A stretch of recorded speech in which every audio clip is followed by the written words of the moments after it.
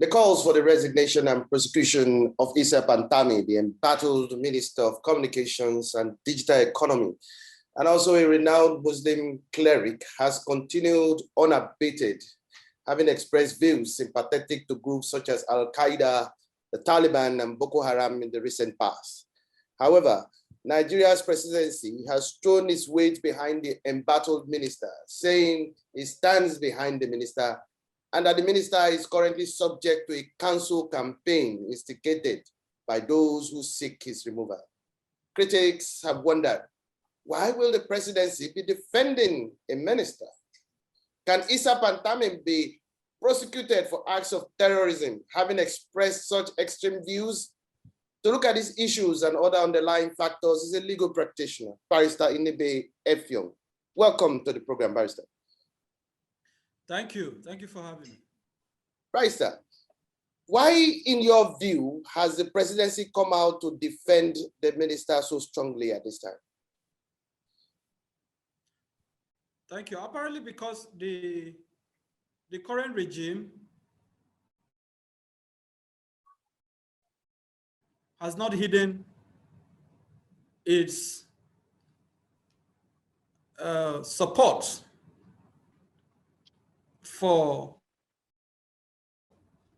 what Pantami is seen to represent, which for all intent and purpose appears to be division, anti-secularism, and interest in enthroning a monolithic religious agenda in the country. When you have a president who is clearly divisive, a president who in the past himself had expressed sectarian views, you may be tempted to ask whether Pantami's pro-terror, extremist, jihadist opinions are actually what qualified him to be appointed as the minister.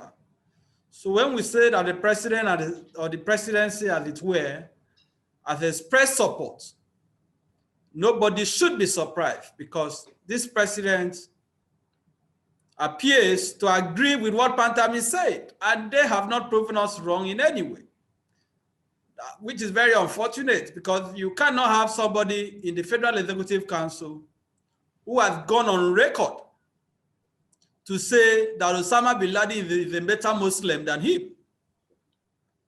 Somebody who engineered the bombing of the World Trade Center in the US, the famous September 11 terrorist attack that led to the death of thousands of people, Americans and non-Americans alike. When you have a minister in the cabinet of a government that is actively in conflicts with insurgents, with terrorists, with Islamic extremists, expressing support for Al-Qaeda, a group that is responsible for the death of thousands of people across the Middle East and other parts of the globe. When you have somebody express loyalty, solidarity with Taliban, a terrorist organization again, that has killed thousands of Afghan forces, thousands of Afghan civilians, that has imprisoned women, that has stopped women from going to school, that has killed women for merely aspiring to hold political offices, a group that does not believe in human rights. When you have a group like Taliban that has infiltrated even Somalia, the Somali Taliban, and other parts of the world, killing people, kidnapping people, causing carnage, and you have that kind of person as a minister, that kind of person having custody of the database of Nigeria, it should be of concern to us. Somebody who said, Boko Haram are my brothers, why are you killing them? what that shows you is that this is a country that is unwilling to end terrorism. This is a regime that is unwilling to end terrorism. And let us not reduce this to semantics. The reality is that those views that he expressed were offensive. Those views were inconsistent with the Terrorism Prevention Act. Those views were contrary to public peace, public order, and public interest. So when they say he has renounced those views, they are just deceiving themselves. Because at the time he made those comments, contrary to what the presidency in quotes is claiming, Pantami was not a child. The age of maturity under our law generally is 18 years. At 18, someone is deemed, a woman, for example, is deemed to have reached the age of consent. At 18, a Nigerian is eligible to vote and be voted for, to vote. At 18, one is already an adult. At 18, one is criminally responsible, criminally liable. So it is not as if one is less than 22 years or one is a teenager or that one cannot be held criminally liable. That is not correct. The age of criminal liability is even lower than 18 under our laws. So when you have a minister who has been exposed as an extremist, as a jihadist, a minister who has now been revealed while he was a chief imam in a university mosque, is accused of inciting a religious mob which resulted in the death of a student. I do not think these are matters that should be trivialized, that should be swept under the carpet. It should be held accountable. It should be made to pay a price for his inciting and dangerous views. Now, let me get your opinion on this. Earlier on, you stated that his expression of these extreme views is in clear dissonance to the acts of terrorism. At this point in time, from your legal perspective, can Issa Pantami be prosecuted for acts of terrorism, having expressed those views? And is it enough justification for his call for his resignation? Generally, crimes and offenses have two elements. The mental element, what we lawyers call the actus reus, the mens res, and of course the physical element, which is the actus reus, the act itself. So what we need to determine is whether his conduct, had gone beyond what he said, beyond the things he said. It may also be necessary to investigate whether he had in some way or form worked with terrorist organizations, supported these groups, and in any event, under the Terrorism Prevention Act, it is a criminal offense for anyone, for that matter, to show solidarity, to support terrorism or terror activities. But of course, at the time some of these views were expressed, the Terrorism Prevention Act had not been enacted. But of course, there were still laws. There are ample laws under the Penal Code, under which it can be tried for incitement. It can be prosecuted for incitement. So we need to look at it clearly. But the point is that this is a government that is not going to do that. They have made it clear that what is said represents their position. It is not enough for them to say, oh, those views were unacceptable. You have found those views to be unacceptable. Why is it acceptable for him to remain a minister? So this president is not going to punish Pantami. I think Nigerians should just come to terms with this reality. This is a government that came based on an agenda of division, a government that is determined to polarize the country along ethnic and religious lines. So Pantami for them is just a role model. And for me, that is very tragic for Nigeria.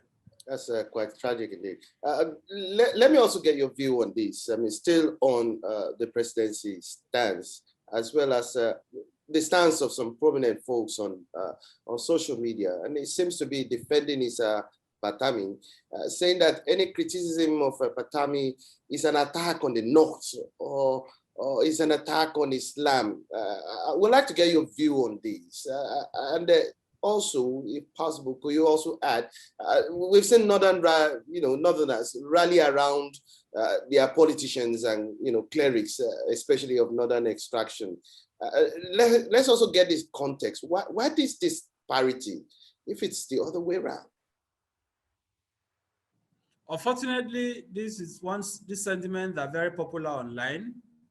They say, oh, when you speak against Pantami, you are speaking against Islam. The question we should ask is, those views that he expressed, are they consistent with the tenets of Islam? Is Taliban fighting for Islam? Is Al-Qaeda fighting for Islam? Is Boko Haram fighting for Islam? Is Osama bin Laden an Islamic ambassador? These are the questions that they should answer. If they cannot answer this question, they should simply shut up, because you cannot be telling people that holding a public officer accountable. When Pantami was sworn in as the minister, he was not sworn in as the minister of an Islamic republic. He was not sworn in as the head of a caliphate. He was sworn in as the minister of the Federal Republic of Nigeria. He was not sworn in as the minister of the North. He's not representing the North in the Federal Executive Council. At best, he's only representing his state.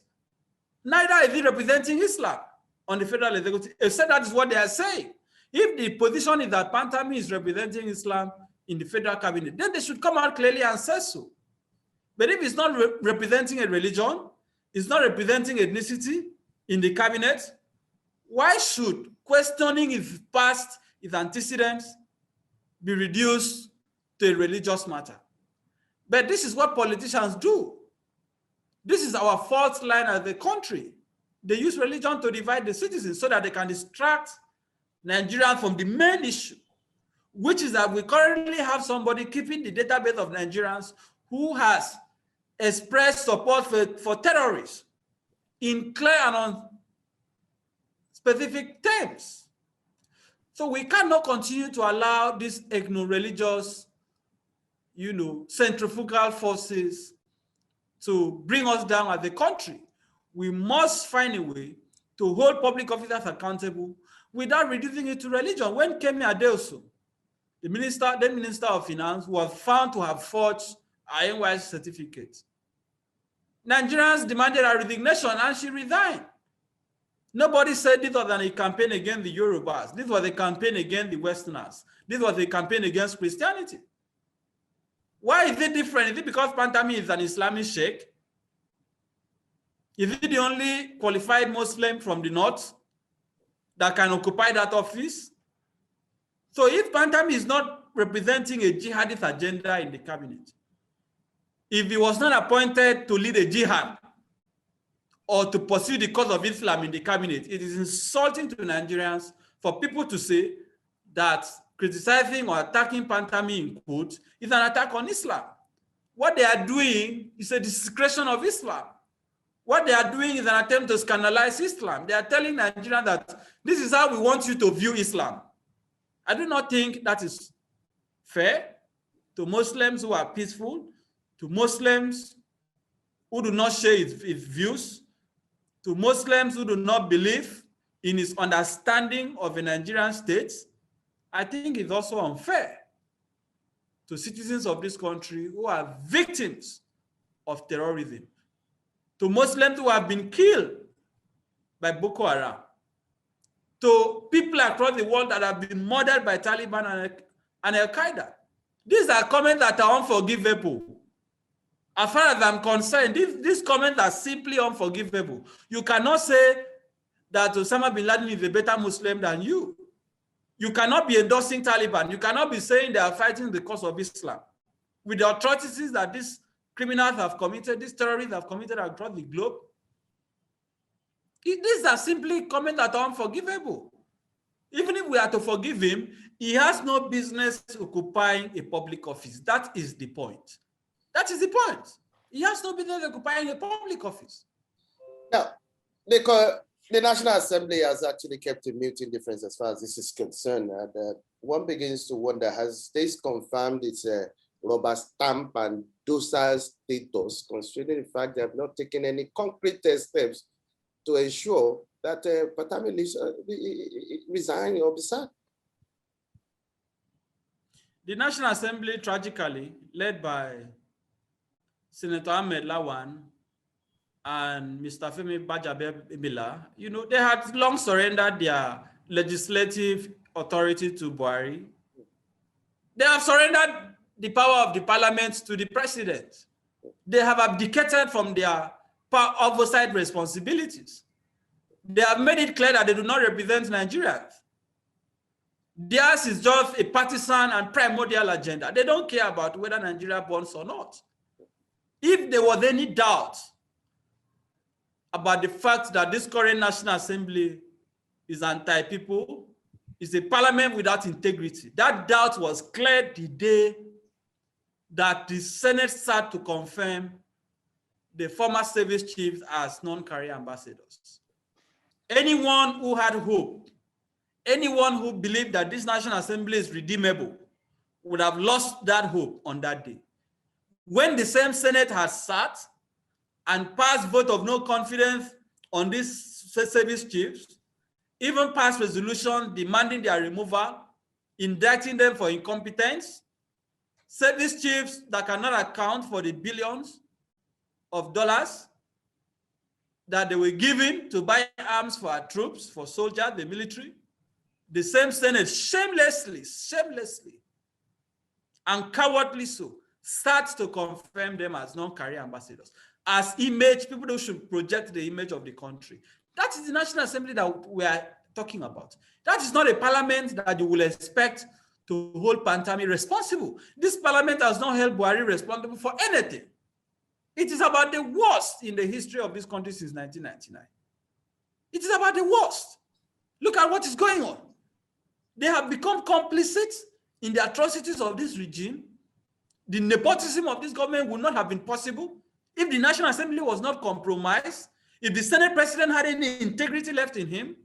These killings, these atrocities that is going on, schools are now becoming, shelter for Boko Haram or so-called bandits, or Boko Haram disguising as bandits. Where is the National Assembly?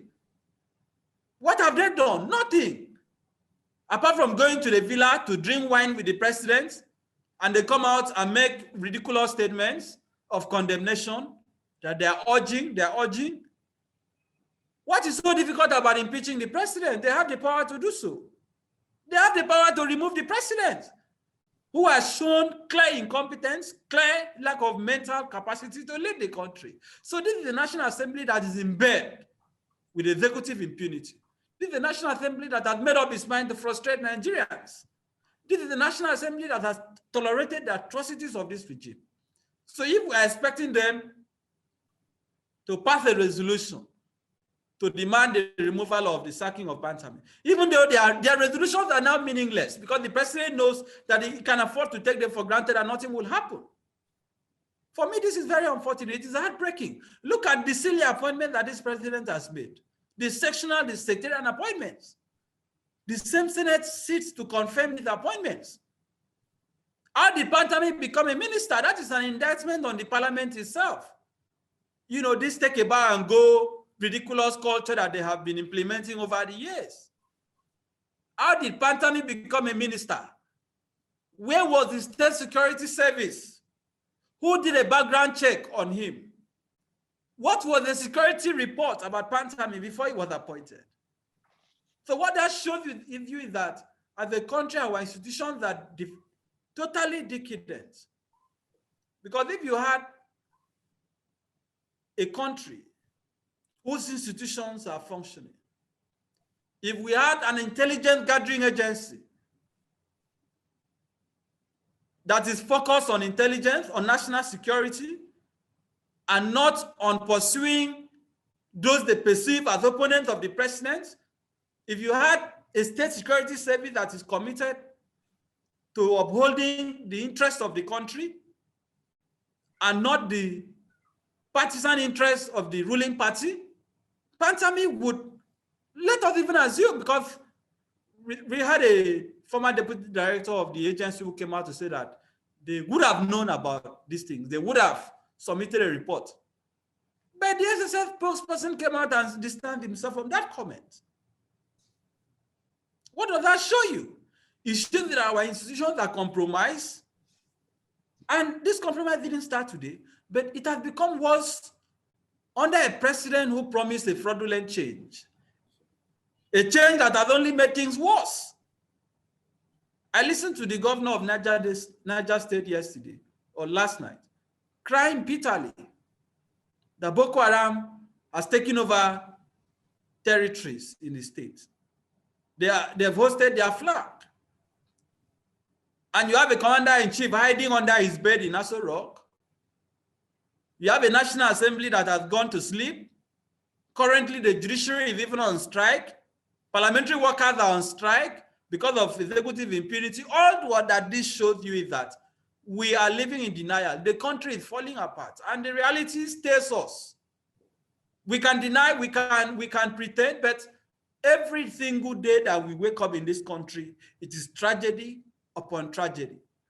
So when you look at this within the context of the Pantami issue, you can see leadership dysfunction. You can see a country that is on life support, a country that is barely breathing, a country whose bloodstream, whose nerves system has been totally decapitated, has been totally broken by political inefficiency and corruption.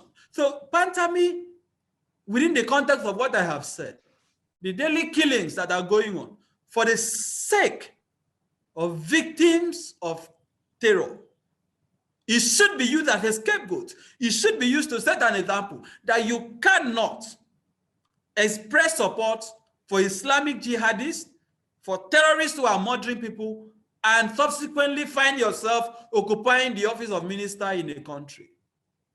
Except Nigeria is a joke, because what Buhari is saying is that Nigeria is a joke.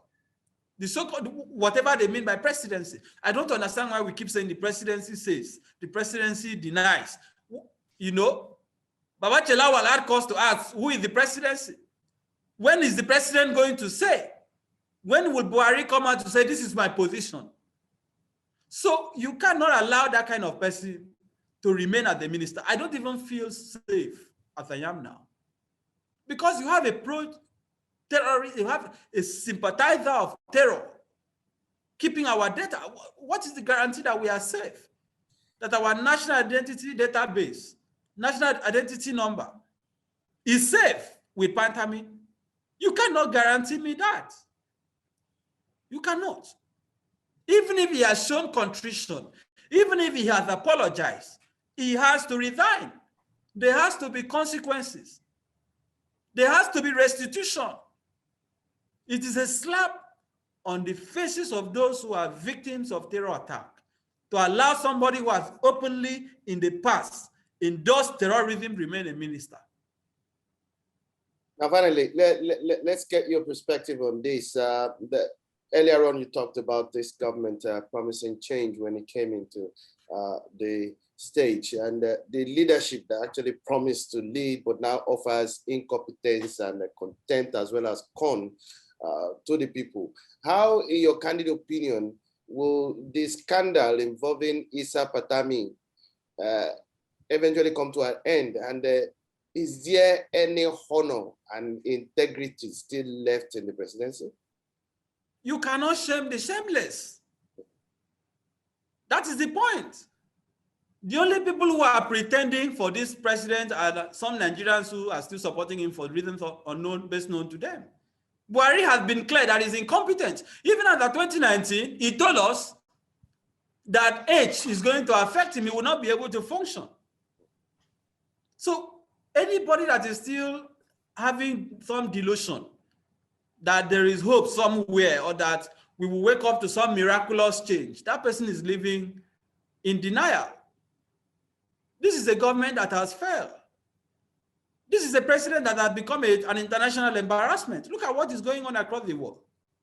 Our leaders are handling conflict. The only person that is living in denial are those, or persons are those who are benefiting from this regime. Even the president's wife has admitted that the husband is a failure. She just came back from Dubai after spending months outside the country. The country, Nigeria, has become so bad that the wife of the president feels uncomfortable to live in the villa. What else do you need to know? To see that this is a president that has failed. The vice president has thoroughly become an activist. When he has an opportunity to speak, he talks as if he's outside the government. Fashola is saying, oh, things are bad. The CBN governor is saying it has never been this bad. Everybody is agreeing that the country is not working. But you still have somebody holding the office of president or pretending to be president in the villa, because I have said it that if somebody tells me I have a president, I'll dispute it. It is not enough to occupy an office. Show us evidence that you are discharging the functions of that office.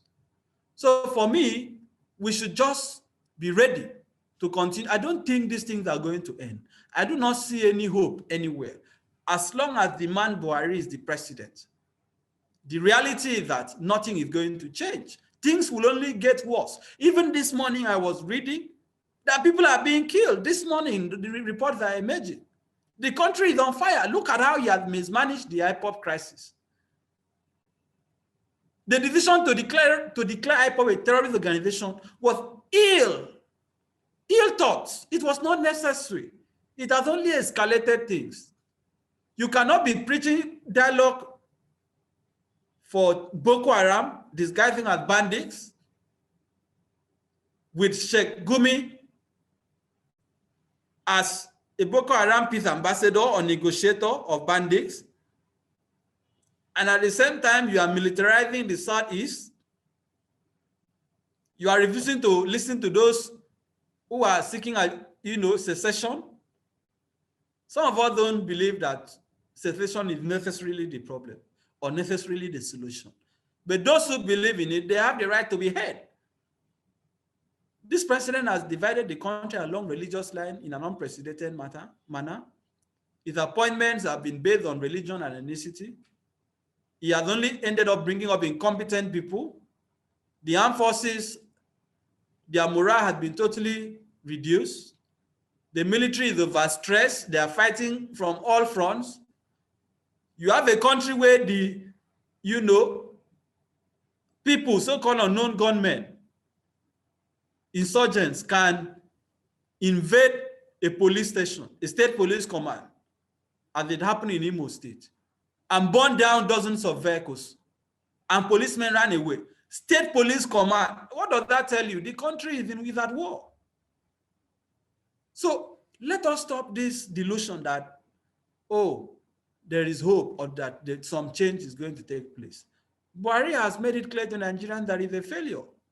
Nothing is going to change. The corruption will continue to fester because we do not have a commander-in-chief that knows his right from left, that is even willingness to address these issues, that has empathy.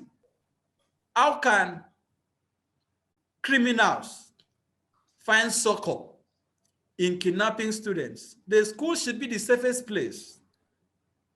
They started from colleges, from secondary schools. Now they are going to universities.